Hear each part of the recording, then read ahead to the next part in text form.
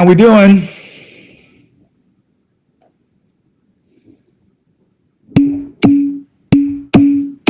Good. I'm doing fine. It's Wednesday, hump day. All right. Okay, well, we're missing quite a few students today. And that's unfortunate because this is probably the toughest thing in this entire course, these next 30 slides. Hopefully they'll join us in a little bit. First off, are there any questions? Cindy, you're killing me. But it's good stuff. You're going to learn a lot of stuff. This is probably the most important unit that you'll ever have. Why? Somebody tell me why the cardiac stuff is the most important in your future careers. Come on, somebody. Okay, Daniel says to not kill someone.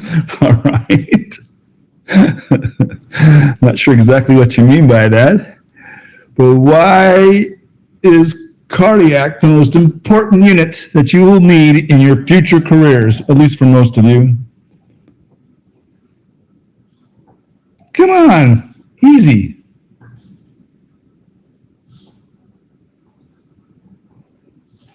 No one can tell me why the heart is important. Yes, Jennifer, talk to me. Well, I feel like it has to do with a lot with the heart rate and stroke volume. So I feel like you have to know that whenever you're on the field, basically. And it has to do a lot with, heartbeats per minute and the sympathetic. Yeah. And parasympathetic also gets involved also in this unit, in my opinion.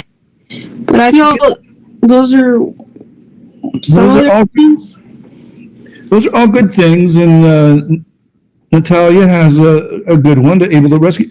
But what I really wanted was a very simple answer is one of the number one causes of death in this country is... So heart disease? Heart disease, heart attack, or cardiovascular disease. That's it, folks. That's up there in the top three. And as soon as COVID completely goes away, it'll go back up to top two. All right. So that's your motivation. All the sodium. There's other reasons besides sodium. As you hopefully have learned in this course, you need sodium for all kinds of things.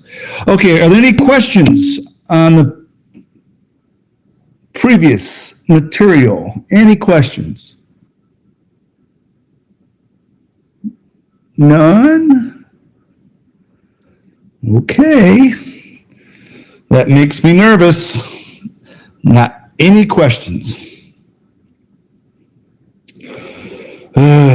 All right, I'll let it go. I can't believe nobody has any questions on all the stuff that we covered. What does that mean, Andy? It means that you're just a great instructor. Oh, gosh. She's working for that third gold star, I think. All right. Yes, sir. All right. Okay. All right. No questions. We'll press on. So we finished with our cardiac and autorhythmic action potentials. And now we're going to go a little bit into what happens with these action potentials. So if you remember anything at all from your A&P1 skeletal muscle physiology, the cardiac contractile cell excitation contraction coupling is almost identical. The only real difference is in skeletal muscle. Where does all the calcium come from? Somebody tell me where all the calcium comes from in our excitation contraction coupling in skeletal muscle? Well, it may have originated bone. I'm talking about where does it come from within the cell? Yes, Jennifer.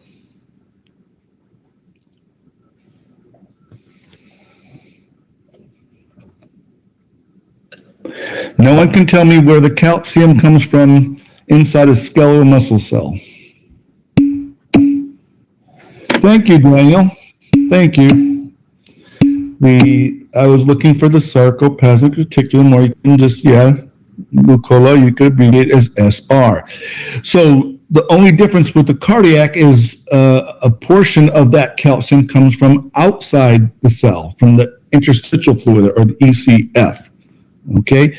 But beyond that, once we get to just calcium, it's the same. Calcium binds to troponin, which moves tropomyosin out of the way so that actin and myosin can bind, and then we get our power stroke. So everything else other than we get some calcium from the outside.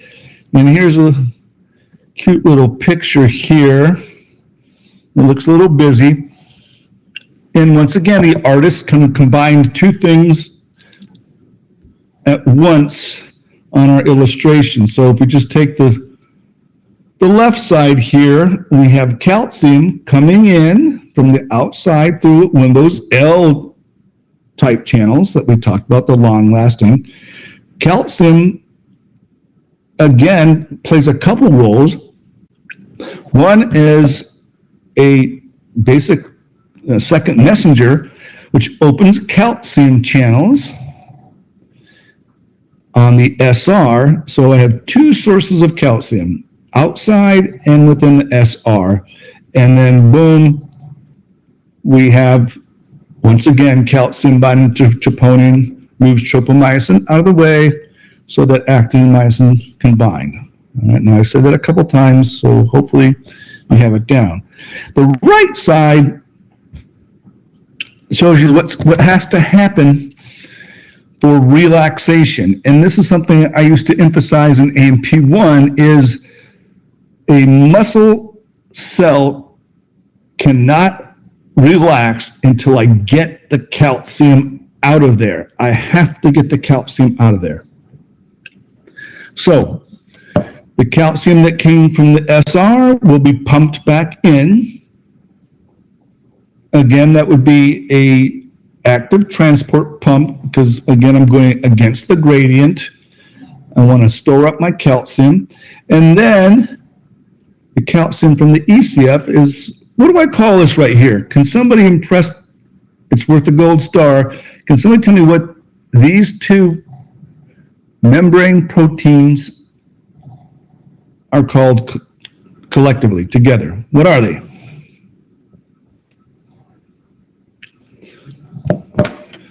What is that called when I have a pump and I have an exchange protein? Well, that's part of it is a sodium-potassium pump. Very good. But collectively, what do I call those two? Yes? It's called the sodium calcium exchanger secondary active transporter. Okay. Since they work together, both of them. Okay, but what do we call when we have two things working together? Can anybody? I'm looking for a simple word. Anyone? Okay, Andrea, another wise guy. All right, their team, yeah. Okay, coupling, and still not getting what I just wanted a simple co-transport, folks, just a co-transport system. All right, they're working together. So again, our sodium potassium pump's doing what it always does. Sodium wants to come back in, so it'll go through an exchange protein here, and when the sodium comes in, I'm pushing calcium out against its gradient. All right. And again, this is an important concept because, once again, calcium is everything when we talk about contractions, whether it's skeletal or muscle. So if I manipulate calcium levels in the cell, I can manipulate how hard the cell contracts. So I'm going to go through a little routine here. Hopefully it makes sense. The more calcium I have released into the cytoplasm, the more calcium combined troponin. The more calcium binds to troponin, gets more troponin to move more tropomyosin. The more tropomyosin I move, the more myosin heads can bind to actin, therefore more power strokes. So the bottom line is, the stronger the higher the level of calcium in the cell, the stronger the contraction. Does that make sense to everybody? Did you follow that logic? And again, you probably need to go back and review a little bit your skeletal muscle stuff. But again, more calcium, more binding troponin, more troponin moving tropomyosin, more myosin heads binding with actin, more power strokes, stronger contraction.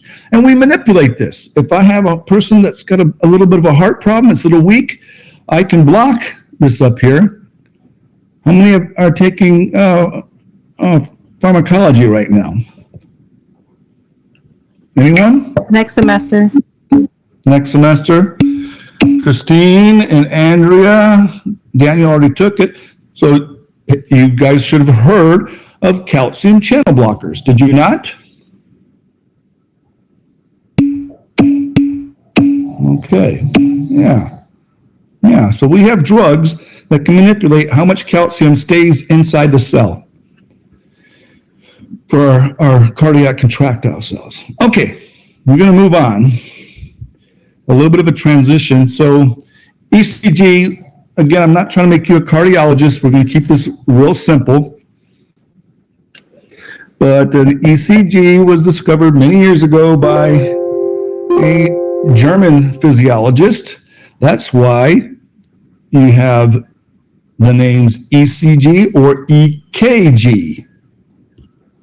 They are the exact same thing. The only difference is in German, cardio is spelled with a K. So if you didn't know that, there you go. All right, so EKG, ECG means the same thing. The next important thing is this is not the same thing as recording an action potential. All right, EKG is measuring the field, the electromagnetic field created by the sum of those depolarizing and repolarizing events. All right, so again, remember your body is 70% water, 70% water. So water conducts electricity.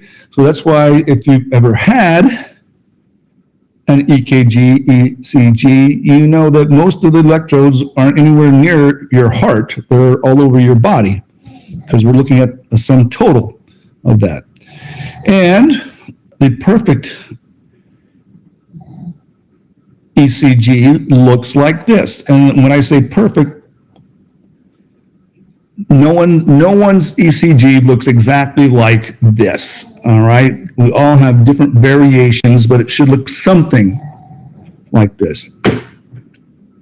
Your responsibility for test purposes is just to be able to draw and identify. Well, you won't be able to draw, but you will have to label this ECG.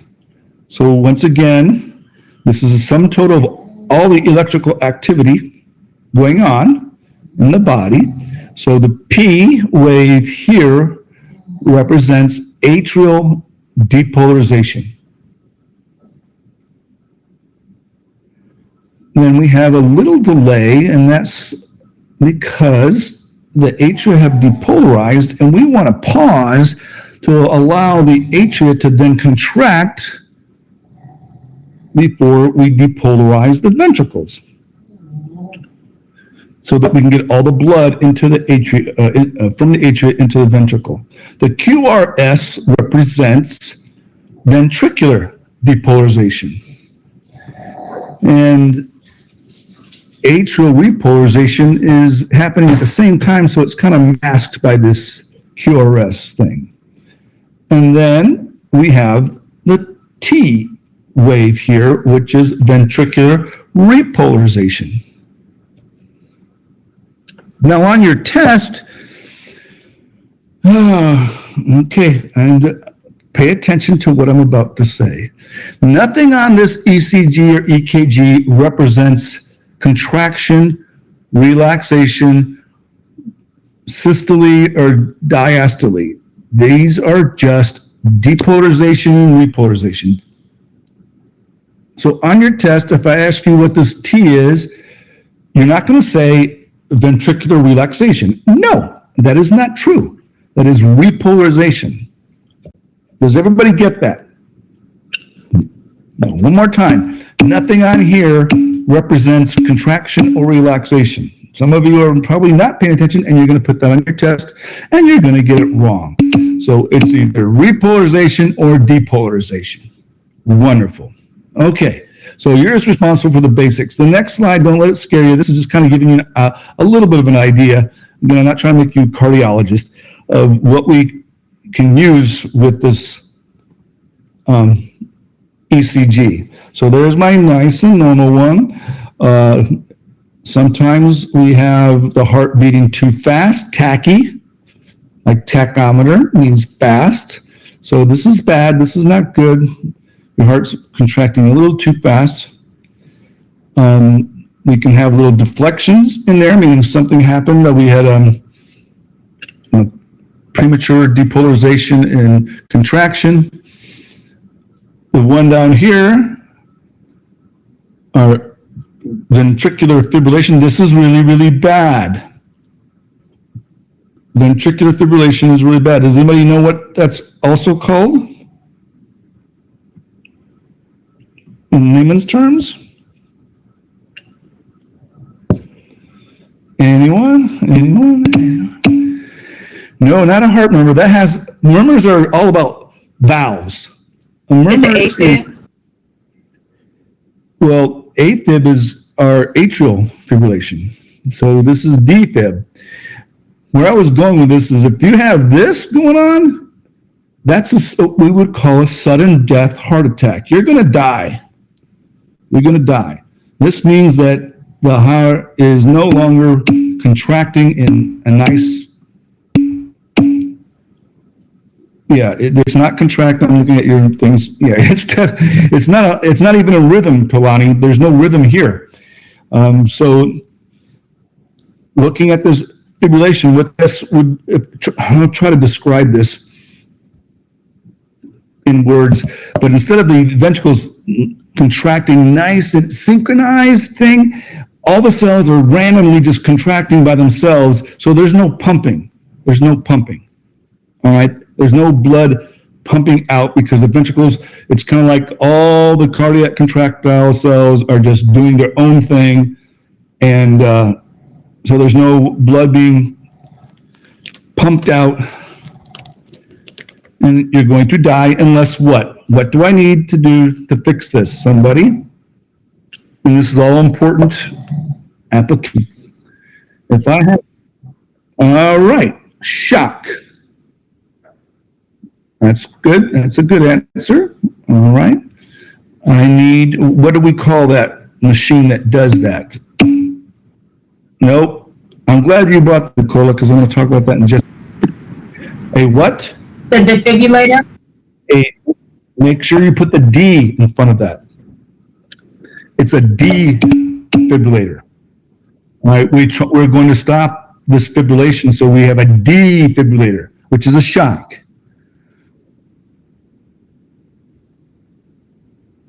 It's always good, and you're going to learn why that is in just a little bit here. You're going to learn why epi is always a good thing as well. All right, it'll make a lot more sense in a second.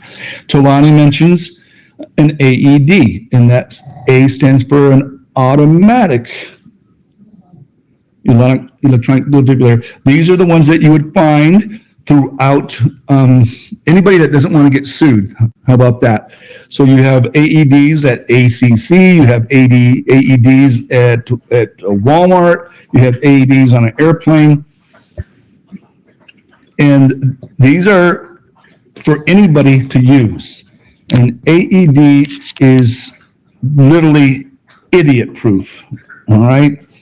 So if you happen to be wherever and you suspect somebody is having a heart attack, you find the nearest AED and you apply it, you use it. And it's very, very simple. Yes, it's going to administer shock. But like I said, an AED typically comes with, yeah, okay, Katie, yeah. It comes with pictures. If you can't read, it does come with written instructions. Some may even have a audio, all right? And what's important for you to know, just in general, not for testing purposes, but in life, you can't hurt anybody with the AED. So don't be afraid to use it. Don't be afraid to use it. If they aren't having a heart attack and it was something else, then they're just going to say, hey, ouch, that sucked. All right. If they're even conscious. All right. So now somebody brought up, Wukola brought up CPR. Guess what? If you have somebody in ventricular fibrillation, CPR is not going to work. It's not going to work.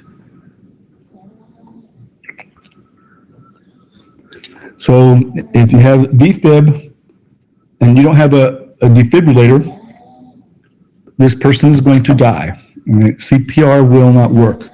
Why doesn't CPR work? Anybody want to venture to guess? Anybody ever taken any CPR training?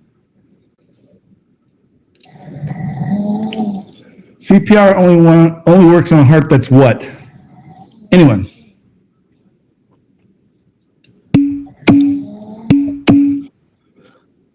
Okay.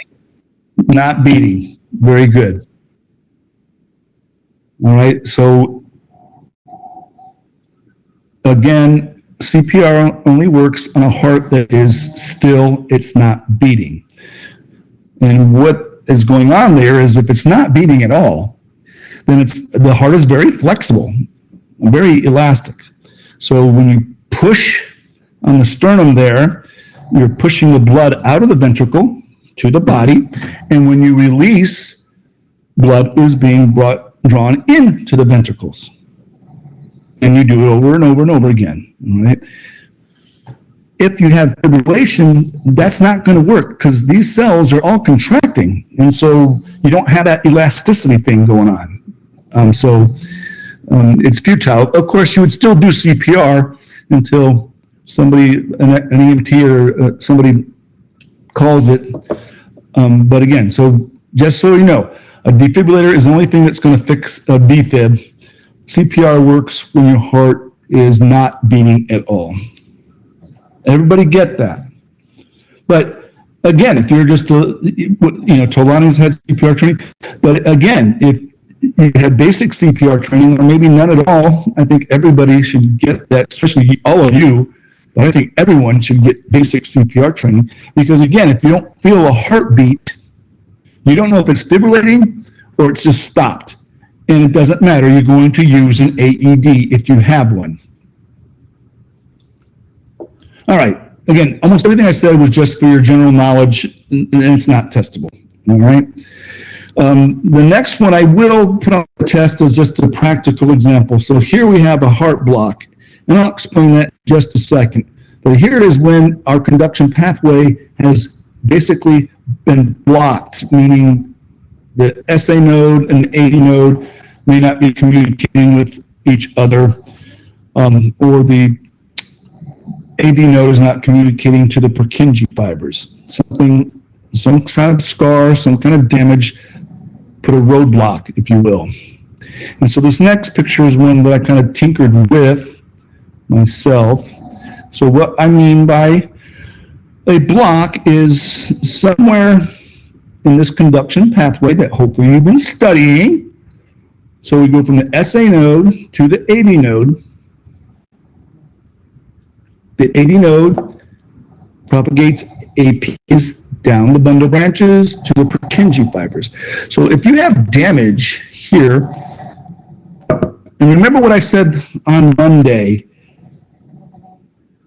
when we talked about the autorhythmic cells that are generating action potentials, the fastest control the whole heart. So I want you to digest that for a second. And let's say I have damage here, right where I have this X. I just put this X there. I made that happen. So I want you to think about this for just a second. So if I have a situation, and this is part of your lab handout, so I'm going to basically giving you all the stuff you're looking at. So if I have a block right here, what is controlling the atria in terms of action potentials? Somebody.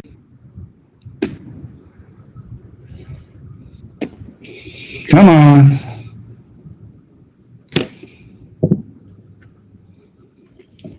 Somebody please tell me what part of the conduction system is controlling the atria. Okay, it's that simple. Daniel, got it right. It's the SA node. What is controlling the ventricles?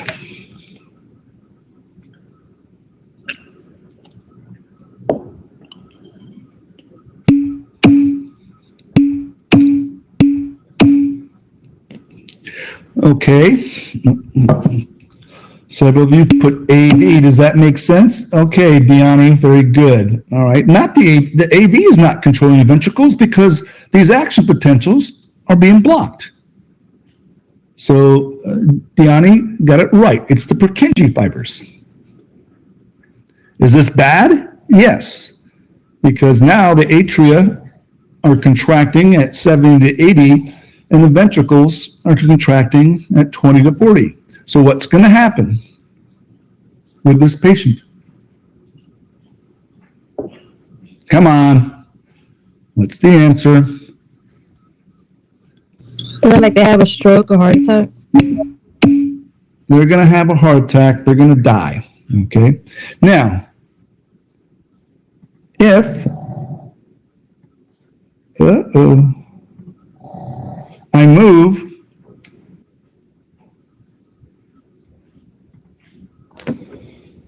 Can I move this thing? I don't want to move that. I should be able to just move this. Okay, close enough. I had to separate that. Boom. Now my heart block is here. All right. So one more time, what is controlling the atria?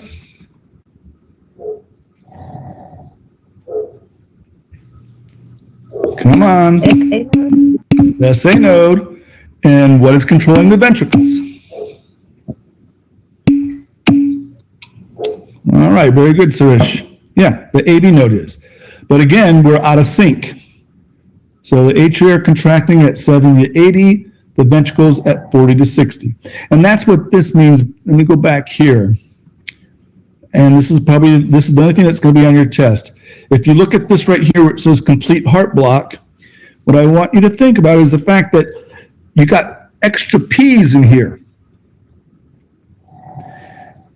Remember what the P is. That is atrial depolarization. So when you have somebody with a heart block, you have more atrial depolarizations than you have ventricular depolarizations because, once again, they're not communicating. Does everybody get that? All right. Well, Daniel's the only one that gets that? Really? Yeah, and it's just going to get worse. All right, Bucola doesn't get it. All right. So one more time. We have this nice conduction pathway, but if we have a block, like a roadblock, a dam, whatever you want to call it. So now the AV node is not communicating with the SA node. They can't communicate. So the SA node is still working, so it will take care of the atria, but the AV node has no communication with the SA node, so it's going to go on its own rate of 40 to 60. So this is contracting at, the atria are contracting at 70, 80 times per minute. The ventricles are only contracting at 40 to 60 times per minute because of this block. If the block wasn't there, then the SA node would be controlling everything and a nice flow.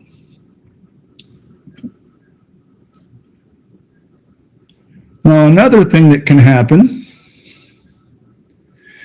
is you can have some renegade cells, Purkinje fibers, that decide they are going to beat at a different rate than normal. Ectopic is a generic word. It just means out of place. So, and I just made this up myself. So right here, let's say that you had some Purkinje fibers that decided they're going to generate action potentials at 120. So now you have a situation where the SA node is going to take care of the atria, but this ectopic focus is going to control the ventricles. And this would be basically what we talked about here, and that is your ventricular tachycardia. All right? So again, this is a rare thing, but it does happen. You can have renegade cells that decide, hey, you know, I'm going to just generate action potentials at 120, and since that is higher than the SA node, they control what the ventricles are going to do. So the ventricles would be contracting at 120 times per minute, the SA node at 70, 80, and again, this is a very bad situation, to be sure. All right, let that sink in a little bit. We're going to go over the handout, but let's move on. So let's talk about the actual cardiac cycle here. So we look at the first thing, and we're going to start using the terms systole and diastole. So in the early stages, the ventricles are relaxed and they're filling with blood. And actually, blood will be filling into the ventricles before the atrium had even contracted, just through gravity and hydrostatic pressure. So we'll have blood going into the ventricles, and then the atria will contract, and they'll top off the ventricles, fill them completely up. So this is my ventricular filling phase. Now, the second phase here is the ventricles will now start to contract. They're generating pressure until they create enough pressure to open up the semilunar valves. So I can eject the blood to the lungs and the body. First part of this is isovolumetric contraction, meaning the ventricles are contracting, but no blood has been ejected because I'm still generating enough pressure to open up the semilunar valves. So iso means same volume, I'm contracting, same volume until I generate enough pressure to open up the semilunar valves and eject the blood out. Can anybody think about how much pressure do I need to open up the semilunar valves? And again, we're really focusing on the left side. Anybody? All right, so at this time, 120 to open them up. You're a little bit, you're kind of in the ballpark. What's the other part of that? You're killing me, Cindy. A lot. All right. Okay. Very good, Cindy. Very good. 80. All right. And if that didn't make any sense to any of you, let's go do the camera, shall we? And let me turn on a light. It's getting dark there. All right. Everybody seeing my camera? All right. So here we're going to go. All right. So hold on a second. Oh, gosh. All right. So I'm going to draw a heart. That's as good as it gets. And here's my aorta. And here's my left ventricle. And here's my semilunar valve. Remember, it's one way, can only go in one direction. All right? So I have blood in here, and my heart's going to start contracting, generating more force. It started at 10 millimeters of mercury pressure. And it's going to go from 10 to 20 to 30 to 40, 50, 60, 70. And as I think Cindy said, once I get to 80, remember what this actually means. When you say 120 over 80, what does that mean? Who can tell me what that actually means?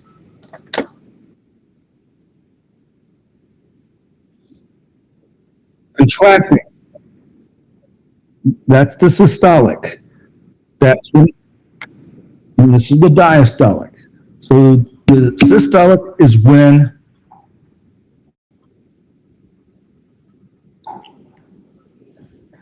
the heart is contracting. The diastolic is when the ventricle is at rest. So I generate pressure, and again, if the heart is at rest, the pressure of the blood in the aorta here, and I'll label it. Tell you what I'm going to do. I'm going to start recording so you guys can look at this again. Because I don't think some of you have been studying, so a lot of this stuff may be all brand new because you didn't study this stuff from Monday. So there's my aorta. I need to generate enough pressure to open up that semilunar valve. And so that will be anything above 80. So if I asked you a test question, at what point does the aortic semilunar valve open? You would say what?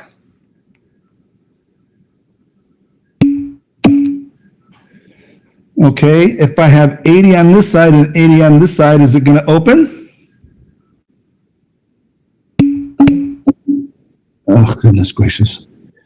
Again, when is it going to start to open? Simple little physics. Come on. I have 110, 120. Come on, folks. When is it going to start to open? What pressure? So if I have 80 on this side and 80 on this side, it's going to open?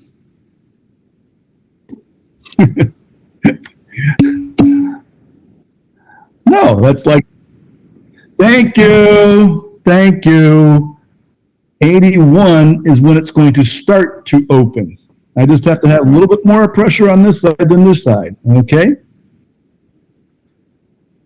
And this is just basic physics, all right? If I have 80 on 80, then they're both even, so nothing's going to happen. So 81 will start to open this valve, but it doesn't stop there. So yes, the ventricle will generate enough pressure all the way up to 120. So once I get to 120, that's my systolic pressure, okay? That's when the ventricle is completely contracted. And why this is important is because this is normal, but what if I had a patient that had a high blood pressure Now, what does my ventricle have to do to open up that semilunar valve?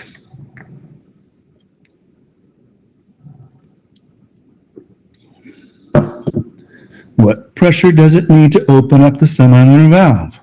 121. 121. Very good. Very good. You guys are catching on. And that's not good for your heart. It's working extra hard to pump the blood out. So if you have this kind of high blood pressure, that's bad. That is very bad. Your heart is working way too hard. Christina says, been there. It hurts. I'm not even sure what that means, Christina. Been there. Yeah. But yeah, if this isn't controlled, then the heart's going to eventually say, I can't do this more. Man, it was. Wow. That's pretty harsh. Yeah. But yeah, eventually your heart over your, if this is not controlled, obviously Christina has it under control now, I'm assuming. But if it isn't, the heart's just going to say, no mas, I can't do this anymore. And sorry. And it's just going to give out. That's what we call cardiovascular failure. Everybody got that? I should have gone back here. Let me do this because I did this for my. All right. I want you guys to make sure you understand because I didn't use the units. This is millimeters of mercury. It's a metric unit. And let me just give you a little idea of what we mean by millimeters of mercury if you don't already know. All right. So way back when, there was a scientist that was studying pressure, atmospheric pressure. So he came up with a simple barometer. I'm sure some of you have heard of a barometer before. But the very basic barometer was the original was just a bowl. This is a bowl, if you didn't know it, and it had mercury in it. Mercury is a liquid. It's a liquid metal. It's kind of heavy. And this was a vacuum tube. This is a glass tube that doesn't have any air in it. And so our old scientists wanted to, and this will come in handy when we talk about atmospheric pressure when we get to the lungs. Okay. So again, air has mass, density, and we have, about 40,000 feet of air on top of us, so it puts pressure. And so this ingenious scientist was able to measure that. So as the air pressure pushed on the mercury, it sent the mercury up the tube. All right? And so does anybody know what air pressure is in terms of the metric system or in aviation? Anyone? Well, you don't have to know it for this test, but you will for the next test.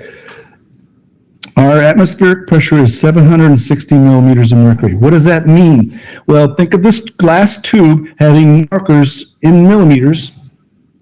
And so the air pushed the mercury up the glass tube to a level or a height of 760 millimeters, or basically 3/4 of a meter. Now, Andrew just threw out sphygmomanometer, but yeah, so that's what that does. So when we look at our heart, and I'm going to do something kind of crude, and it's just use your imagination. So if I have my heart here, and I stuck the aorta into my bowl of mercury, all right, when it contracted, how high is the mercury going to go up?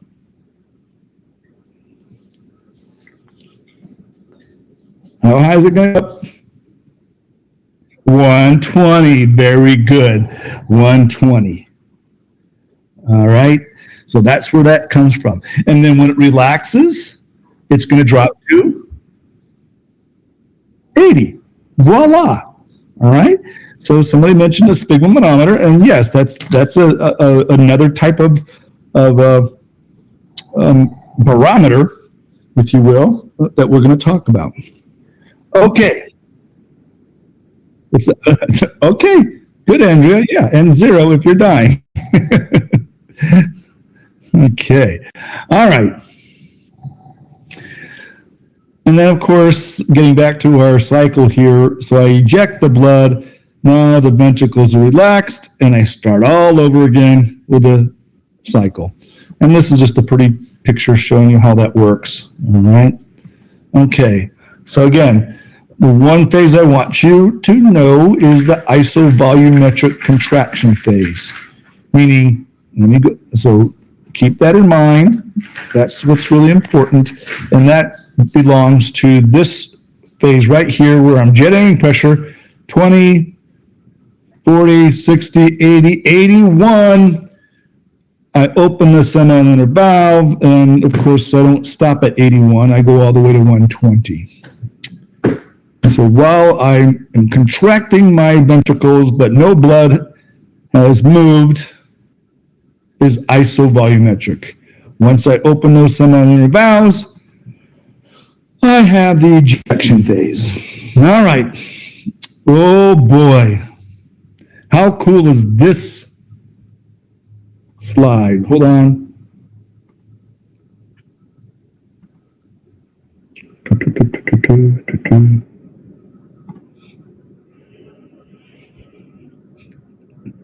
Now, how cool is this slide?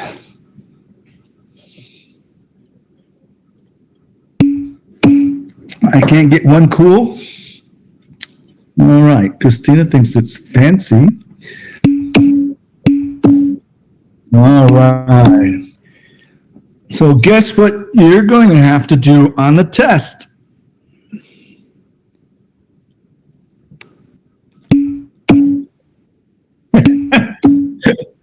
Cindy, I think you're in the wrong career field. I think you should be a comedian.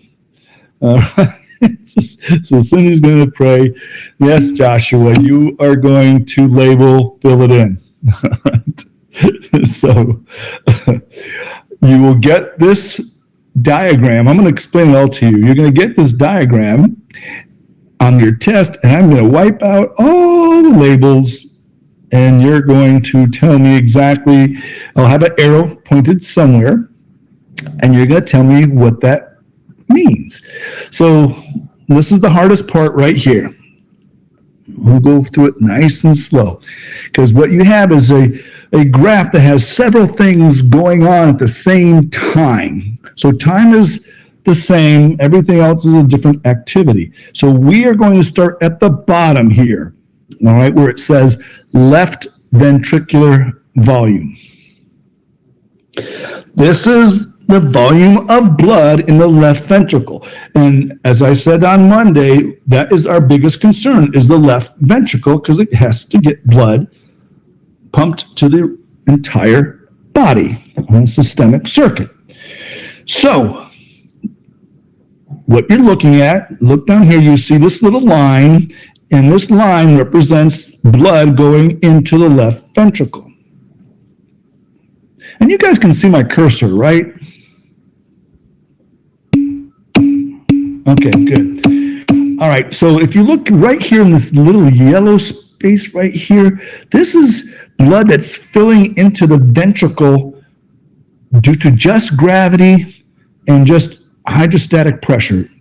All right, it's just leaking into the ventricles. All right, then next you see it's a little bump. Boom, it bumped up. That's when the atria actually contracted, filling it up. Now I've put all the blood I can into the left ventricle. That is called end diastolic volume. Meaning at the end of the resting phase of the ventricle, or relaxation, this is how much blood I have in there. And again, these are just normal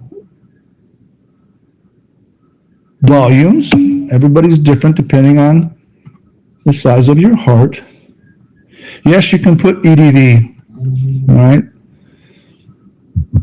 You can put EDV. So if you look across here, you will see that your EDV, the amount of blood in the ventricle at the end of the relaxation phase, is 135 milliliters of blood. Now and again, use your imagination. Now the ventricles contract and eventually eject the blood out. So swoosh, blood is leaving the ventricle. It's being ejected out. Now we get to here. This is end systolic volume. This means the amount of blood that's left in the ventricle, the left ventricle, after it has contracted, end systolic volume. And if you notice, it's 65. So that may be something new to all of you, that you only ejected a little over half of the blood that was in the left ventricle. The rest stayed there for the next cycle. So then we start the process over again. This line represents blood trickling in from the atria to the ventricle, just through gravity and pressure, and then boom, the atria contracted and got me to 135. And we start the process over again. Now, let's go all the way to the top. There's my ECG or EKG. You recall the P wave represents atrial depolarization. So if you follow that down on our timeline, all the way down here, shortly thereafter, the atria contract. Depolarization, atrial contraction. Boom. The QRS is ventricular depolarization. So if I follow that down, you'll see that right after that, the heart or the ventricle contracts and ejects the blood out. And then, of course, the T just represents ventricular repolarization. All right, now the next part is the pressures involved. We don't care about left atrial pressure. Don't worry about that. All we're concerned about is left ventricular pressure. So again, if you look over here on our scale, when the left ventricle is relaxed and it's empty, there may be 10 to 20 millimeters of mercury pressure in there. Now follow me with the red line, folks. Now the left ventricle is contracting and generating pressure, and more pressure, and more pressure, and more pressure, and more pressure. And then boom, right here, I've overcome the pressure that was in the aorta, which was what? What's the pressure in the aorta? Hint, hint, it's on the right side. Yeah, so right here, and this is what I want you to put on your test, right here is when the aortic semilunar valve opens. And now the blood that was in the ventricle is going to be ejected into the aorta, and so the aortic pressure is going to go up until we get to 120. So right here is a key thing that you need to know. You need to envision this. This is, again, the thing that I drew earlier. This is at 81 and beyond, all the way to 120. So the aortic semilunar valve opens right here. So all this right here is what we would call what? What would you call this before it opens in our cycle? What phase? And I know this is your first time, okay? But that would be your isovolumetric contraction. All right? And so now I generate enough pressure to get me to 120. Now the ventricle starts to relax. And so the pressure starts dropping. The ventricular pressure continues to drop back to, again, 10 to 20, but the aortic pressure stayed high. What happened right here? Anybody? What do you think happened right here?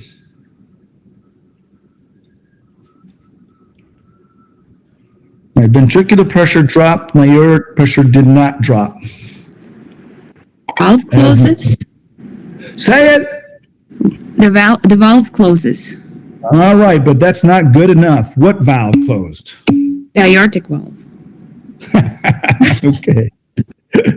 All right, Natalia. The aortic semilunar valve closed. All right, so the blood can't go back into the ventricle. And now it's going to move down the aorta into all the other arteries in your body. Okay. So very good, very good. So aortic semilunar valve opens here. Excuse me. And the aortic semilunar valve closes there.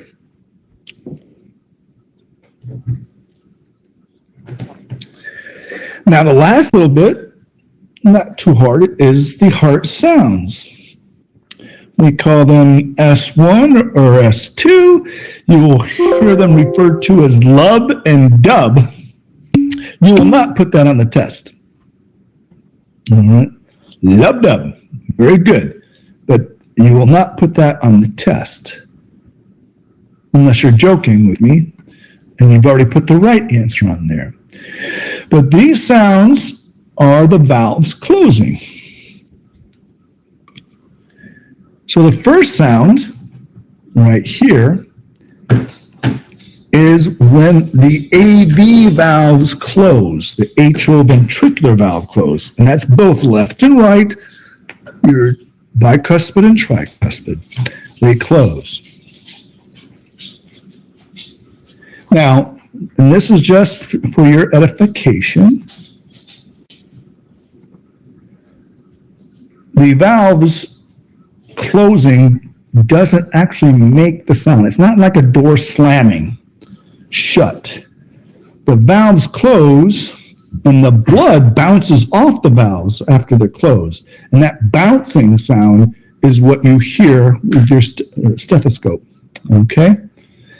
All right, so the right and left AV valves close here, and then your S2, your dub, is when the semilunar valves close. And those of you that are going into a nursing or PA program, you're going to spend a lot of time listening to heart sounds. Because oftentimes these valves just aren't working as well as they should be. Any questions? It's a lot of stuff, isn't it? A lot of stuff.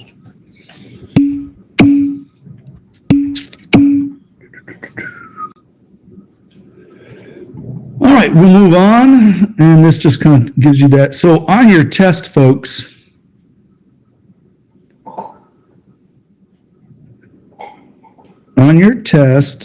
if I put an arrow and I point it at this S1 and you say lub as your final answer, how much credit do you get for that? None. Exactly. All right. What are you going to tell me?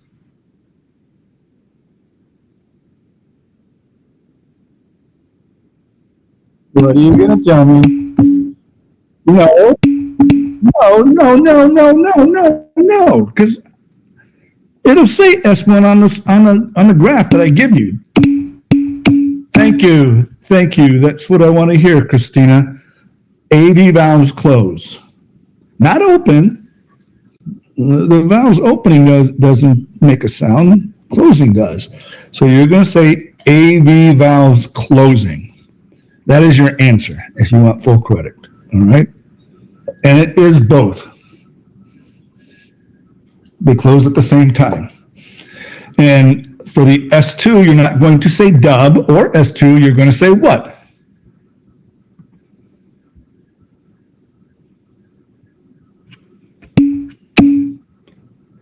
No, they don't make any noises if they open. So what closes? Okay, that's better.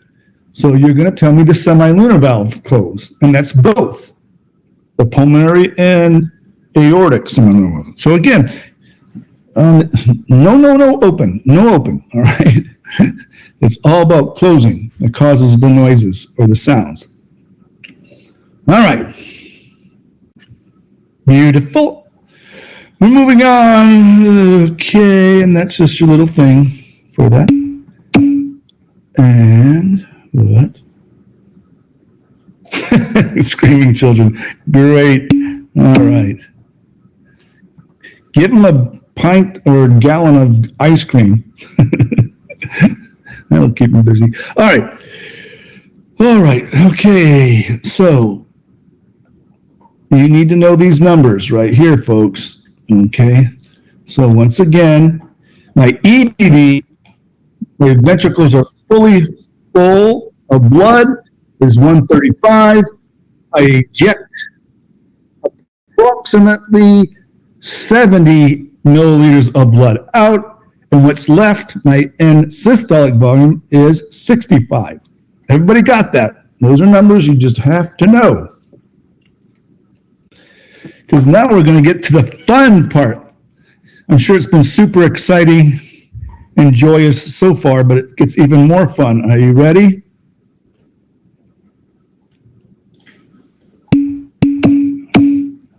Yay. All right, here we go. This is the practical stuff. Oh, look, green. What does that mean?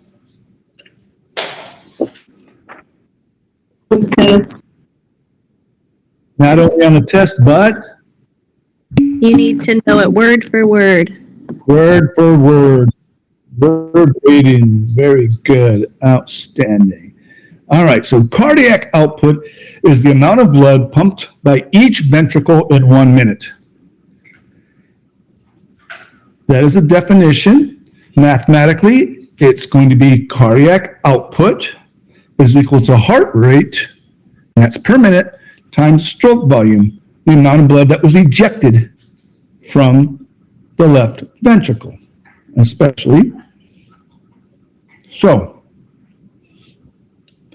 our averages, let's say our heart rate is 70 beats per minute, and our normal ejection volume, the amount also called the stroke volume, SV for stroke volume, is 70. So 70 times 70 is 4,900 milliliters per minute. Can anybody give me a revelation on that? What's the correlation there? This is almost 5,000 milliliters per minute. Does a light bulb come on for anybody? Ugh. I'm worried. Well, nobody. You need to pick on somebody? Daniel, when you see 4,900 or 5,000 milliliters per minute, what should you be thinking? The air pressure.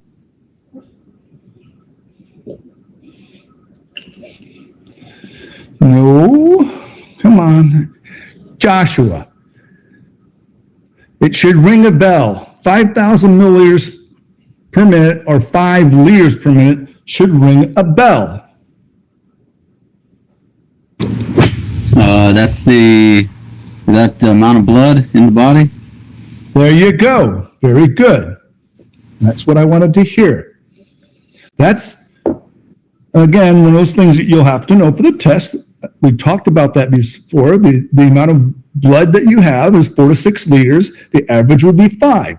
So normally, again, these are all normal numbers, you would have pumped all the blood in your body out in 1 minute. Everybody with me?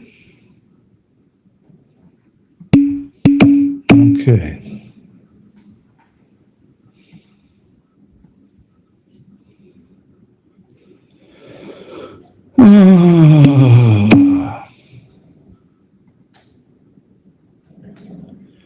All right, can you guys see this slide? It's X'd out on yours, and I don't know why that would be, but yeah. All right, it's a little confusing. But again, everything that we've just talked about here, let me go back here, is when you're at rest, when you're nice and relaxed, okay? Obviously, that's going to change dramatically if you're exercising or doing hard work, all right? So what I'm going to do now is go to my camera. You guys need to write what I write down.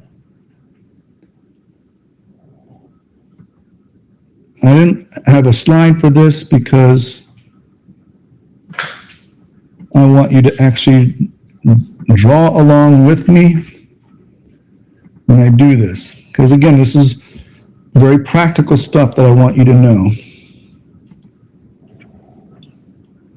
So, let me go to my camera. All right.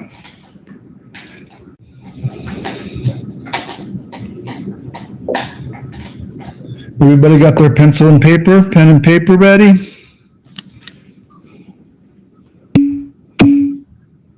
Okay, so, all right. So, cardiac output is equal to stroke volume times heart rate. We just saw that a typical stroke volume is 70. Typical heart rate is 70. Okay, so that would equal 4,900 or 4.9 liters, or we can round that off to 5 liters per minute.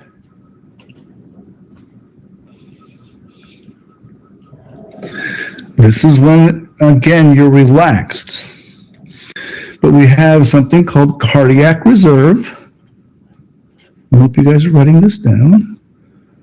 And that is, okay, that's fine, but if I'm exercising, I'm going to need a lot more oxygen. I'm going to need a lot more glucose. I'm going to need a lot more cardiac output. So, your cardiac reserve, depending on what kind of shape in here, we'll go with a max. Let's say you're a super elite athlete.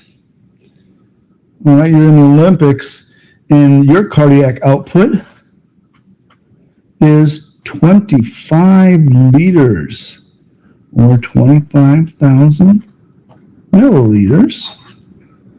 So what is my stroke volume and heart rate have to be? And this is going to be one of your test questions. All right. Now, there are several different answers, as long as they're within physiological parameters. So how could I get to this 25,000 milliliters or 25 liters?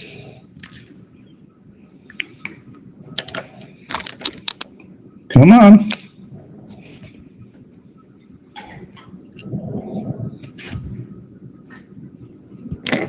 No one? Okay. So Christina puts 50 and 50. And oh my goodness gracious. Okay, so 50 times 50 is what? What's 50 times 50, Christine? All right. And this is why we're doing this. All right, so this is 50 times 50 is 2,500. Which is 2.5 liters, so not even close.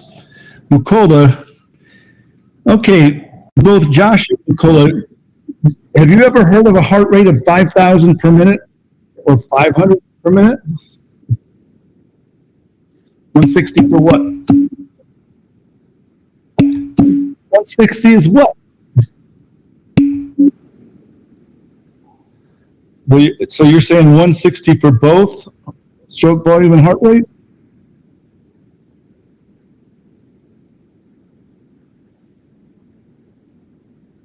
So you're saying 160 times 160 will get me there? Somebody do the math. That's still fantastic, Andrea. That's still great. All right. And that's within physiological parameters. All right. Okay. So I don't know what you just put there, Joshua. I don't know what that is. Oh, okay. All right. Yeah, you got to put that decimal point in there. Yeah, so what I want you to get on this is and I'm glad you guys said that, but I want you to take a step back, and you can't have 500 times 500, but there's no such thing as a heart rate of 500 or stroke volume of 500. Okay. So these numbers, anywhere around there, but what would have been an easier one? I'm glad you guys can do the math and you came up with 159 or 156 times 160. But what would have been a really easy one?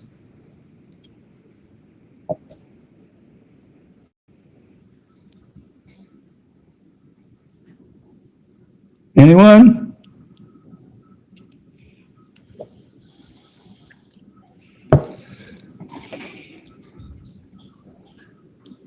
Okay, that's fine. All right, I hope we didn't lose anybody, but yeah, these are good numbers to get me to close to that 25,000 mils. All right. And there's several variations you could have done with that. You know, if your heart rate was 200, what would your stroke volume? This is heart rate. What would your stroke volume have to be?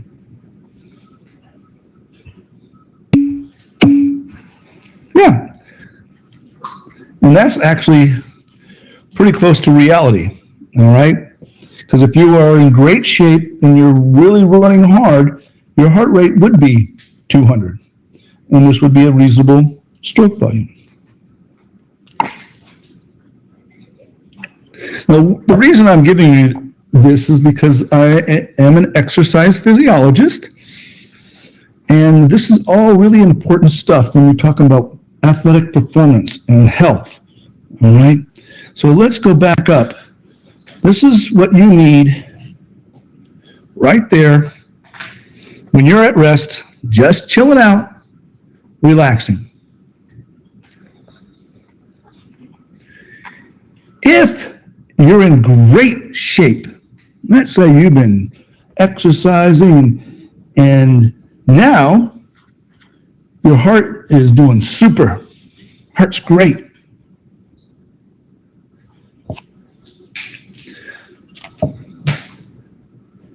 And it's strong enough to pump out, and I'm going to make the stroke volume here,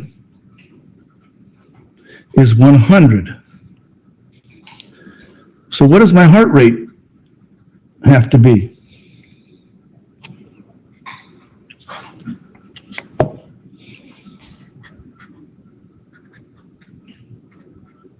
Come on, folks, simple math. Oh my God. No. We're back to at rest, folks. Okay. Okay, Cindy got it. All right. So 49. He's going to give me my 4,900. And this is one of the tests you do to see how good a shape somebody's in. A lower heart rate. If my heart is strong and I can pump out 100 milliliters of blood per contraction, then my heart rate only has to be 49. Everybody with me? Yeah. So your elite athletes, believe it or not, your elite athletes, your marathon runners, your Tour de France cyclists, they can get heart rates between 40 and 50 beats per minute because their heart is so strong. Now let's take the vice versa. Let's say that you are a couch potato and your heart is weak.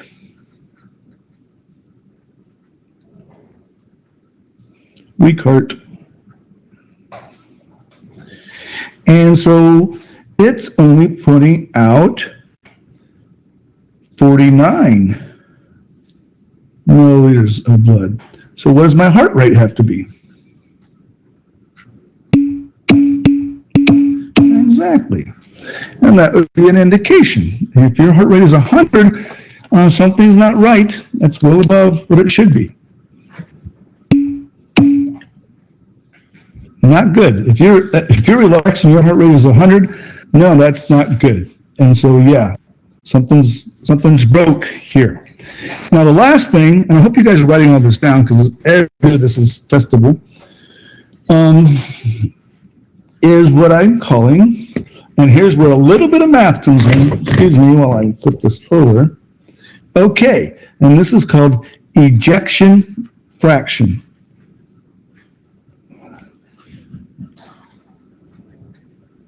All right, and that is what percent of the blood was ejected. So let's go back to our normal thing. EF, all right. So if I had 135 milliliters in the ventricle, and then I had my contraction, and there's only 65 left in there, what percent was ejected? How do you do it?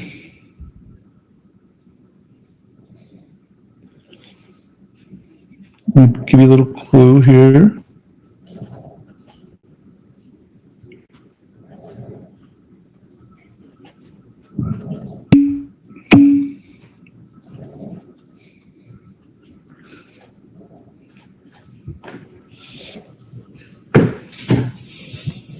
Here's my stroke volume. So I started with this, and I ejected this amount. What's the percent?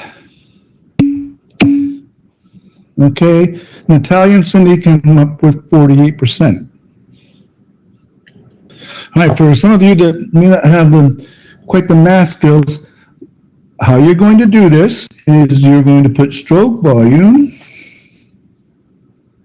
over your EDV, or 70 over 135 times 100. I want everybody to do the math because this is going to be on your test.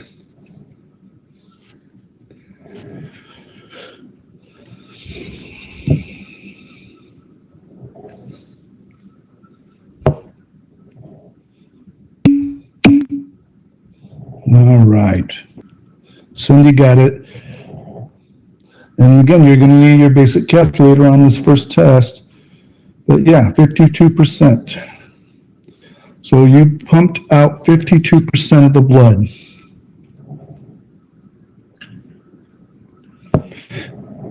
Again, these are performance factors that I want you to know.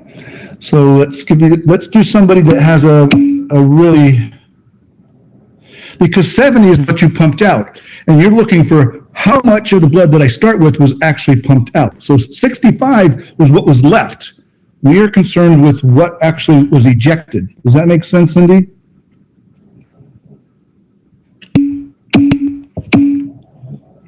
Okay.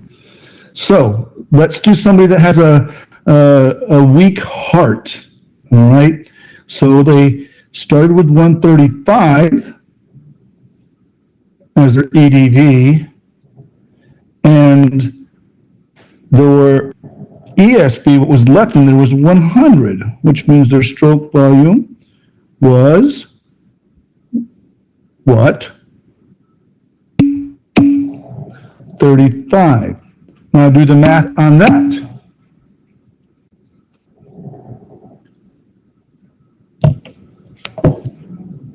So what's the math?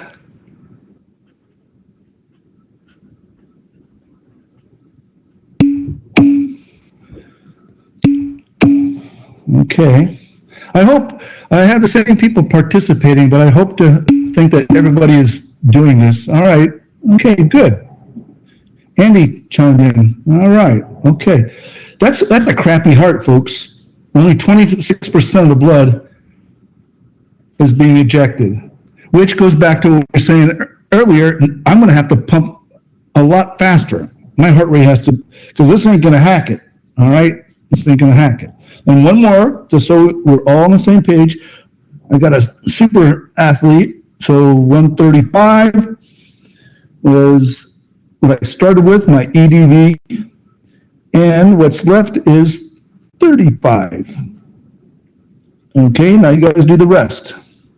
So my stroke volume is 100.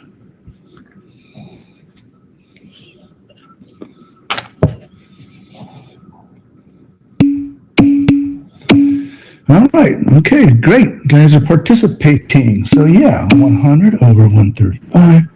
And now 74%.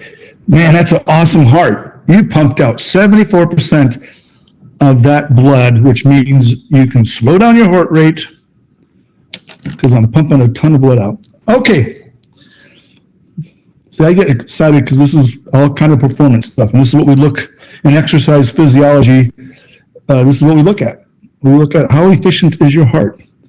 Average heart, bad heart, super strong heart. All right. Let's move on. And hopefully you guys wrote all this stuff down.